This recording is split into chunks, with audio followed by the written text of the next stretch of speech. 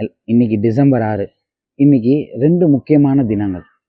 ஒன்று, நம்ம நாட்டோட சட்ட மாமேதை டாக்டர் B.R. அம்பேத்கர் அவர்களோட நினைவு தினம். இது எல்லாருக்கும் தெரிஞ்ச விஷயம்தான்.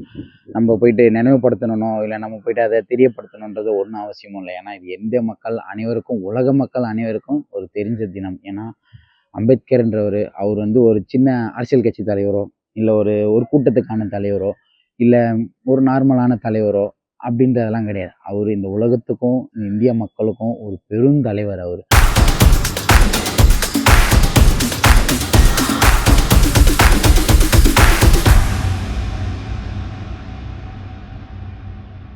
அம்பேத்கர் பற்றி நம்ம மோட்டிவேஷனாவோ இல்லை அம்பேத்கரை பற்றி ஒரு விஷயங்களை சொல்லணும்னாவோ முக்கியமான இந்த விஷயத்தை எல்லாரும் சொல்லணும். என்னன்னா அவரை எந்தெந்த இடத்துல ஒதுக்குனாங்க, எந்தெந்த இடத்துல அவரை அடக்குமுறைக்கு உள்ளாக்குனாங்களோ, எந்தெந்த இடத்துல அவர் தீண்டத்தகாதவன், நீ வெளியே போய் இங்கே வரக்கூடாது, நீ இதெல்லாம் பண்ணக்கூடாது, இதெல்லாம் உனக்கு வராதுன்னு யாரெல்லாம் சொன்னாங்களோ, இதெல்லாம் உனக்கு வராதுன்னு சொன்னாங்களோ, அது எல்லாத்தையும் இது என்னால் பண்ண முடியும், இதை நான் பண்ணுவேன், இது எனக்கு வரும், நீ என்னை வரக்கூடாதுன்னு சொல்ல நீ யார், என்னால் வர முடியும், நாங்கள் வருவேன்னு எல்லாத்தையும் நீ பண்ண முடியாதுன்னு சொன்ன எல்லா விஷயங்களையும் பண்ணி காமிச்சு முறியடிச்சு இன்னைக்கு இந்திய தலைவர் இல்லை, தேசிய தலைவர், ஒரு உலகம் அறிஞ்ச ஒரு தலைவராக அவர் உயர்ந்து நிற்கிறாரு. அவரை பற்றி நம்ம மக்களுக்கு தெரியப்படுத்தணுன்ற அவசியம் இல்லை. அந்த மாதிரி அப்படி ஒரு மகத்தான தலைவரோட நினைவு தினம் தான் இன்னைக்கு. பாபா சாஹிப் அம்பேத்கர் அவரோட ஆயுதமாக அவரோட கையில் எதை எடுத்தார்னா கல்வியை தான் எடுத்தார். அந்த கல்வியை எடுத்து இந்த இந்தியா முழுக்கும் இன்றைக்கு இந்த இந்தியா இயங்க காரணமும் அவர் தான். அவர் எழுதிய அரசியலமைப்பு சாசனம் தான் இன்னைக்கு நம்மளை பல இடத்துகளில் பல விஷயங்களை நம்மளோட உரிமையை நமக்கு பெற்றுக் கொடுத்துட்ருக்கு. அவர் எழுதின அந்த ஒரு புத்தகம் இன்னைக்கு பல பேரோட தலையெழுத்தையே மாற்றிருக்கு. அதாவது அவரோட கொள்கையை ஏற்க மறுக்கிறவங்களும் அவரோட கொள்கையை ஏற்காதவங்களும் கூட அவரோட படத்தையும் அவரோட கொள்கையும் ஏற்ற மாதிரி நடிக்கிறதுக்கும் அவரோட படத்தோட வச்சு மட்டும்தான் இந்த இந்தியாவில் அவங்க அரசியல் பண்ண முடியும். அது அரசியல் கட்சியாக இருந்தாலும் சரி, எந்த ஒரு இயக்கமாக இருந்தாலும் சரி, அவரோட புகைப்படம் இல்லாமல் அவரோட கொள்கைகள் இல்லாமல் இங்கே அவங்களால ஒன்றுமே பண்ண முடியாதுன்றது அவங்களுக்கு தெரிஞ்ச விஷயம். இதுதான் அம்பேத்கரோட மிகப்பெரிய வெற்றி. எவன் உன்னை ஒடுக்குனா, எவன் உன்னை ஏற்க மறுத்தானோ, இன்னைக்கு அவன் வீட்டில் அவனோட கையிலலாம் அவரோட புகைப்படங்கள் அவரோட கொள்கைகள் இருக்குது. ஏன்னா அதெல்லாம் மறைச்சிட்டு அவனால் இங்கே அரசியல் பண்ணவும் முடியாது, இந்த இந்தியாவில் அவனால் வாழவும் முடியாது. இதுதான் அவரோட மிகப்பெரிய வெற்றியாக நான் பார்க்குறேன். இந்த டிசம்பர் 6 இந்த ஒரு விஷயம் முக்கியமானதா. இன்னொரு விஷயமும் அம்பேத்கரோட சம்மந்தப்பட்ட விஷயம் தான். அதனால தான் இந்த 2 விஷயத்தையும் இந்த ஒரே நாளில் நிகழ்த்தி இருக்கானுன்றதை நான் சொல்ல வரேன். அது 2வது விஷயம் என்னன்னா, சமீபத்தில் நம்ம எல்லாருக்குமே தெரியும், சமீபத்தில் ஒரு ஓராண்டு 2 ஆண்டுகளுக்கு முன்னாடி அயோத்தியில் ராமர் கோயில்னு ஒன்று பெருசாக இந்த பாஜக அரசும் RSS கும்பலும் சேர்ந்து கட்டி பெரிய அளவில் கும்பாபிஷேகம் பண்ணி அந்த கோயிலை திறந்தானுங்க. அதில் அந்த கோயிலையும் அவனு ஒழுங்காக கட்டல, மழை பெஞ்சு அந்த ராமர் சிலை மேலேயே தண்ணி ஊற்றுச்சுன்ற நிறையா சர்ச்சைகள்லாம் போச்சு. நம்ம அதை பற்றி பேச வரல. ஆனால் அவங்க அந்த கோவிலை கட்டுறதுக்கு பின்னாடி இருந்த ஒரு விஷயம் இருக்குல்ல, அதை பற்றி தான் நம்ம இன்னைக்கு பேச போகிறோம். அது என்னன்னா, அங்கே பலாயிரம் வருடங்களுக்கு முன்னாடி ஒரு மசூதி இருந்தது. அதாவது முஸ்லீம்ஸ்கள் வழிபடுற ஒரு மிக பழமையான ஒரு மசூதி அங்கே இருந்துச்சு. ஆனால் அந்த இடத்துல இந்த RSS சங்கி கும்பல் இருக்கானுங்களே, இந்த இந்துத்துவ RSS சங்கி கும்பல் இருக்கானுங்களே, அவனுங்க அங்கே அது ராமர் பிறந்த மண், அது ராமர் பிறந்த இடம், இந்த முஸ்லீம்ஸ் அதை ஏமாற்றி இந்துக்களை ஏமாற்றிட்டாங்களாம். அதாவது முஸ்லீம்ஸ் இந்துக்களை ஏமாற்றி அந்த இடத்த ஆக்கிரமிச்சு அங்கே மசூதி கட்டிட்டாங்கன்னு அங்கே இருக்க RSS கும்பல் அந்த அயோத்தியில் அந்த விஷயங்களை பண்ணி நிறைய கலவரங்களை உண்டு பண்ணி அவனுங்களால எதுவும் பண்ண முடியாத பட்சத்தில் அங்கே என்ன பண்ணிட்டானுங்கன்னா, ஒரு நல்ல இரவில் ஒரு 4 RSS சங்கி கும்பல் போயிட்டு அது உள்ள என்ன பண்ணிட்டானுங்க, ஒரு குழந்தை சிலை கொண்ட ராமர் சிலையை அது உள்ள வச்சுட்டு வந்துட்டானுங்க. வச்சுட்டு வெளில வந்துட்டு இவனுங்க என்ன சொல்லிட்டானுங்க, ராமர் அங்கே அவதாரம் எடுத்துட்டாரு, குழந்தை அவதாரம் அங்கே எடுத்துட்டாரு, நாங்கள் தான் சொன்னோம்ல அது ராமர் பிறந்த மண்ணுன்னு. இன்னைக்கு ராமரே அவதாரம் எடுத்து அதை நிரூபிச்சுட்டாரு, அப்போ அது எங்களுக்கு சொந்தமான நிலம், அதாவது இந்துக்களுக்கு சொந்தமான நிலம்னு அந்த RSS கும்பல் அப்படி சொல்லி அந்த மசூதியை அங்கேருந்து இடிக்க வச்சானுங்க. அங்கே இந்து முஸ்லீம்ஸ் கலவரத்தை பெருசாக உருவாக்கி பல முஸ்லீம்ஸ்களையும் பல இந்துக்களையுமே அவனுங்க கொன்று அதாவது இதில் பாதிக்கப்பட்டது யாருன்னா அப்பாவி தலித் இந்துக்களும் முஸ்லீம்ஸுக்களும் தான் பாதிக்கப்பட்டாங்க. RSS கும்பலும் சரி, RSS சங்கிகளும் சரி, ஒருத்தனுக்கும் அதில் எந்த பாதிப்பும் இல்லை, எந்த பிரச்சனையும் இல்லை. இப்படி தான் இந்த மாதிரி அவனுங்க அரசியலை இந்து முஸ்லீம் பிரச்சனையா, ஏழைகளோட பிரச்சனையை அவனுங்க பெருசாக்கி அவங்களுக்குள்ள மத கலவரத்தை தூண்டி பிரச்சனை பண்ணணுன்னு அப்படி ஒரு புனித ஸ்தலத்தை அந்த மசூதியை அங்கே தான் அவனுங்க இடித்து அங்கே ராமர் கோயிலை கட்டிட்டானுங்க.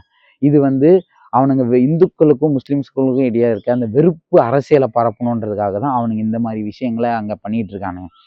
ஸோ இந்த விஷயத்த அங்கே அப்படி தான் நடத்தி அங்கே இன்னைக்கு ராமர் கோயில் கட்டி அந்த மசூதியை அப்படி இல்லாத தடயமா 1992 அது இடிக்கப்பட்டு அங்கே ஒரு ராமர் கோயில் கட்டப்பட்டு இப்போ தான் தொடர்ந்து அந்த கும்பாபிஷேகம்லாம் நடந்துச்சு. இந்த தினம் தான் இன்னைக்கு டிசம்பர் 6 இதே தினத்தன்று தான் அதுவும் நடந்தது. நான் ஏன் அம்பேத்கருக்கும் இந்த விஷயத்துக்கும் சம்பந்தம் இருக்குன்னு நான் சொல்றேன்னா, அம்பேத்கர் எந்த கொள்கைகள் எல்லாம் எதிர்த்து போராடினாரோ, அதாவது சிறுபான்மையரோட முன்னுரிமைக்காகவும் தலித் மக்களோட முன்னுரிமைக்காகவும் தான் அவர் அவ்வளோ விஷயங்களை பண்ணி அவ்வளோ போராட்டங்களை எடுத்தினார். ஒடுக்கப்பட்ட எல்லாரையும் மீட்டெடுக்கணுன்றது தான் அம்பேத்கரோட குறிக்கோளா இருந்தது. ஆனா அவரோட நினைவு தினத்திலேயே அங்க அவர் எந்த ரெண்டு மக்களுக்காகவும் எந்த ஏழைகளுக்காக போறானோ அவங்க 2 பேருக்குள்ளேயே ஒரு தீண்டாமையை உருவாக்கி அவங்க 2 பேருக்குள்ளேயே ஒரு விரோத அரசியலை கலவரத்தை உண்டாக்கி அங்க அவ்வளவு பெரிய பிரச்சனையை பண்ணி நிகழ்த்தி அத்தனை உயிர்களை அன்னைக்கு அவனுங்க பலி கொடுத்தானுங்க. அம்பேத்கர் எதை எதிர்த்து போராடணும்னு நினைச்சாரோ அவனுங்க அந்த தினத்துல அதை சாதிச்சதான் நினைக்கிறானுங்க. அவனுங்க ஒருபோதும் அது அவனுங்க வாழ்க்கையில சாதிக்க முடியாது. ஆனா அவனுங்க அன்னைக்கு அங்க பண்ண அந்த தவறுக்கு அவனுங்க என்னைக்காவது ஒரு நாள் இந்த இந்திய மண்ணில் இந்த அம்பேத்கரிஸ்ட் மண்ணில் அவனுங்க அதுக்கான பதிலை அவனுங்க கொடுத்தே ஆகணும். இந்த விஷயத்தையும் இந்த விஷயமும் நம்ம தமிழ்நாட்டில் இப்போ சமீபத்தில் ஒரு விஷயம் நடந்தது. அதுவும் இதுவும் ஒன்று தான். அதனால தான் இந்த விஷயத்தை இன்னைக்கு நான் சொல்கிறேன். என்னன்னா சமீபத்தில் இந்த கார்த்திகை தீபத்துக்கு திருப்பரங்குன்றம் மலை மேலே வருஷம் வருஷம் அதாவது 100 வருடங்களா ஒரு இடத்துல மலை உச்சியில தீபத்தை ஏற்றி வழிபட்டு வந்துட்டு இருக்காங்க அங்க இருக்க முருக பக்தர்கள்லாம். ஆனா இப்போ இவனுங்க என்ன பண்ணானுங்கன்னா சமீபத்துல ஒரு சங்கி போயிட்டு கோர்ட்ல கேஸ் போட்டு எங்களுக்கு இந்த இடத்த ஒரு குறிப்பிட்ட இடத்துல நாங்க தீபம் ஏற்றணும் அந்த மலை மேல அப்படின்னு சொல்லி ஒரு சங்கி கேஸ் போட்டோம். அந்த கேஸை ஒரே நாள்ல எடுத்து ஒரே நாள்ல தீர்ப்பு கொடுத்ததும் உச்சநீதிமன்ற அதிகாரி தான். அவரும் ஒரு சங்கி தான். அவர் உடனே தீர்ப்பு கொடுத்துட்டாரு. நீங்க அங்க ஏத்திக்கலான்ட்டு. அதாவது எங்கன்னா எப்பவுமே ஏத்துற இடம் இல்ல, இவன் போய் ஒரு இடத்த கேட்டான், அவர் அந்த இடத்துல நீங்க ஏத்திக்கலாம். அவர் உடனே ஆய்வுகள் செய்யாம உடனே டப்பு டிப்புன்னு போயிட்டு முடிச்சுட்டு அவர் ஒரு தீர்ப்பு கொடுத்துட்டாரு. அதாவது அந்த இடம் எங்க இருக்குன்னா, அதாவது வழக்கம் போல தீபம் ஏத்துற இடம் முருகர் கோயில் பக்கத்துல அது மலை உச்சியில இருக்கு. ஆனா இவங்க சொல்ற இடம் எங்க இருக்குன்னா, அந்த முருகர் கோயில் திருப்பரங்குன்றம் மலை பக்கத்துல முருகர் கோயில் இடத்துல ஒரு மசூதி இருக்கு. அந்த மலைக்கு பக்கத்துல இந்த பக்கம் ஒரு மலை இருக்கு. அந்த மலையில மசூதி இருக்கு. அந்த மசூதிக்கு பக்கத்துல ஒரு கல் ஒண்ணு இருக்கு. அதாவது அது என்ன கல்லுன்னா இந்த நில அளவு எடுப்பாங்கல்ல அதுக்கு வைக்கப்பட்ட கல். அதாவது பிரிட்டிஷ் காலத்துல வைக்கப்பட்ட கல். அந்த கல்லு பக்கத்து அந்த கல்லு தான் சாமியோட அந்த தீபம் கொளுத்தின கல்லாம். அது அந்த இடத்துல கொளுத்த விடாம தான் மலை மேல கொளுத்திட்டு இருக்காங்க. அதனால நாங்க அங்க கொளுத்தணும் போய் கேட்டது. அதாவது இந்த கேஸை போட்டது அந்த ஊர் மக்களோ இல்ல திருப்பரங்குன்ற கோயில் அதிகாரிகளோ இல்ல திருப்பரங்குன்ற கோயில்ல இருக்க அந்த சாமியார்களோ அவங்க யாரும் போய் கேட்கல. அந்த அர்ச்சகர்கள் யாரும் போய் கேட்கல. இங்க அவனோ ஒருத்தன் அவன் பேரை கூட நான் சொல்ல விரும்பல. அவரு போய் கேஸ் போட்டானா அதுக்கு அந்த நீதிபதி ஒண்ணு கொடுத்துட்டாராம்.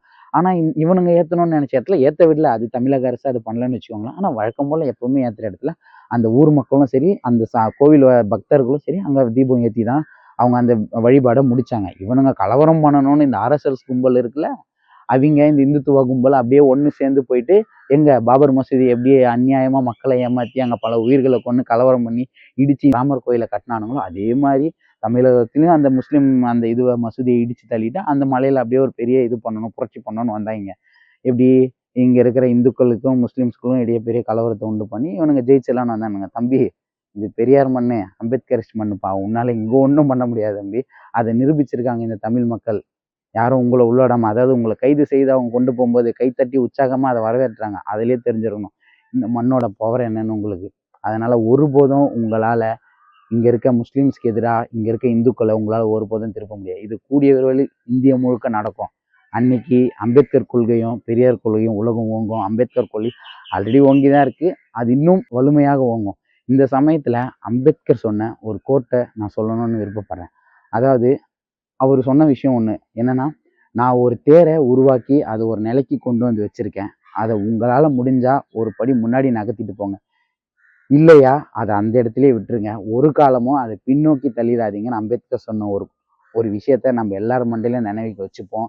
அந்த அந்த தேரை நம்மளால முடிஞ்சா முன்னாடி இழுத்துட்டு போவோம், இல்லை அதே இடத்துல அதை தக்க வைக்க என்ன பண்ணணுமோ அதை பண்ணுவோம். ஒரு காலமும் இந்த சங்கிங்களோட சூழ்ச்சியில நம்ம விழுந்து அது ஒரு நாளும் பின் தள்ளிடக்கூடாது.